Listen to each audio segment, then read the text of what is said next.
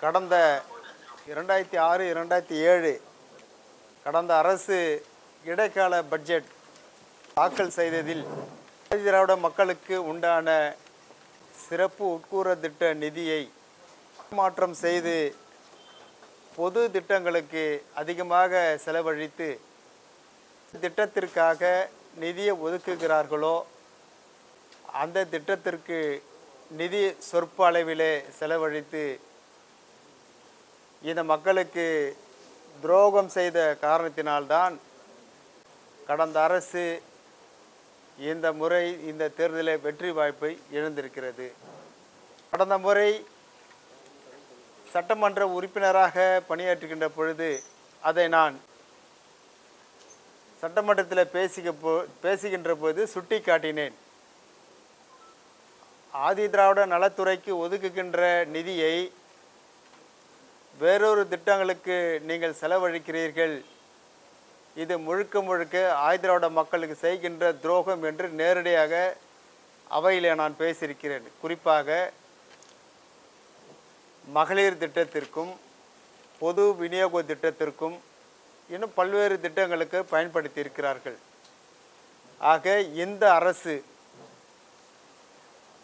கடந்த அரசை போல் இல்லாமல் இன்றைக்கு புதிதாக பொறுப்பேற்றிருக்கின்ற தவேக அரசு குறிப்பாக தாழ்த்தப்பட்ட மக்களுடைய வாக்குகளை பெருமளவில் பெற்று ஆட்சி அமைந்திருக்கின்ற இந்த அரசு இந்த மக்களுக்கு உண்டான ஒதுக்குகின்ற நிதியை முழுமையாக இந்த திட்டத்திற்கு ஆதிராட நல திட்டத்திற்கு செலவழிக்க வேண்டும் என்றுதான் எங்களுடைய கோரிக்கையாக இங்கே நாங்கள் முன்வைக்கின்றோம்.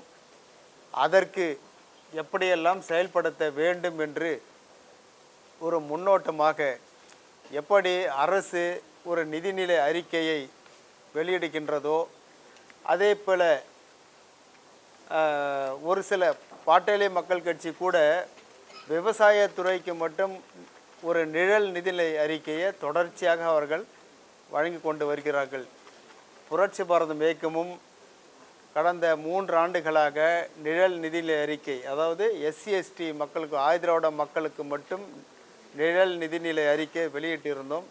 கடந்த 2 வருடமாக அது பல்வேறு வேலை காரணமாக அது நின்று விட்டது. ஆக இந்த முறை இந்த நிழல் நிதிநிலை அறிக்கையை நாங்கள் சமர்ப்பிக்கிறோம். இதை பின்பற்றி இந்த அரசு செயல்படுத்தினால் இந்த மக்களுக்கு செய்ய வேண்டிய அத்தனை நல் உதவிகளையும் கண்டிப்பாக அவர்களுடைய வாழ்க்கையிலே கொஞ்சமாவது அவர்கள் முன்னேறுவதற்கான வழிவகைகளை நாங்கள் செய்திருக்கின்றோம்.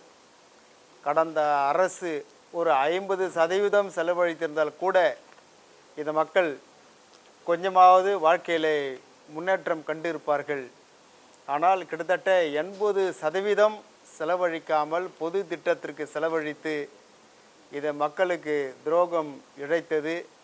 ஆகவே புதிய அரசு நாங்கள் கொடுக்கின்ற இந்த நிழல் நிதிநிலை அறிக்கையை போல் அவர்கள் இந்த நிதிநிலை அறிக்கையிலே அவர்கள் கொடுத்தால் கண்டிப்பாக இந்த மக்களுடைய முன்னேற்றத்திற்கு வழிவகுக்கும் என்று இந்த நிழல் நிதிநிலை அறிக்கையை நாங்கள் இன்றைக்கு உங்கள் முன்பாக கொடுக்கின்றோம்.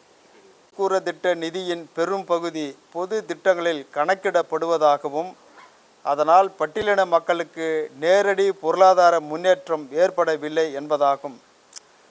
ஒதுக்கப்பட்ட நிதியில் எவ்வளவு தொகை உண்மையில் பட்டியலின மக்களை நேரடியாக சென்று அடைந்தது, ஒவ்வொரு ஆண்டும் செலவிடப்படாத நிதி எவ்வளவு, அதன் காரணம் என்ன, சமூக தணிக்கை நடத்தப்பட்டதா, தனி பட்ஜெட் அறிக்கை தாக்கல் செய்ய வேண்டும், ஆதி திராவிட மக்களுக்கென்று தனி பட்ஜெட் தாக்கல் செய்யப்பட வேண்டும், ஆதி திராவிடர் மற்றும் பழங்குடியினர் நலத்துறைக்கு நிதி நிர்வாகத்தில் அதிக அதிகாரம் வழங்க வேண்டும், ஆண்டுதோறும் செலவினம் மற்றும் பயனாளிகள் குறித்த வெளிப்படையான அறிக்கை வெளியிட வேண்டும், நிலம், கல்வி, தொழில் முனைவோர் மேம்பாடு, மருத்துவக் கல்லூரிகள், வேளாண் கல்லூரிகள், தொழில்நுட்ப கல்லூரிகள், விடுதிகள், வேலைவாய்ப்பு, தொழில் கடன் போன்ற நேரடி முன்னேற்ற திட்டங்களுக்கு முன்னுரிமை வழங்க வேண்டும்.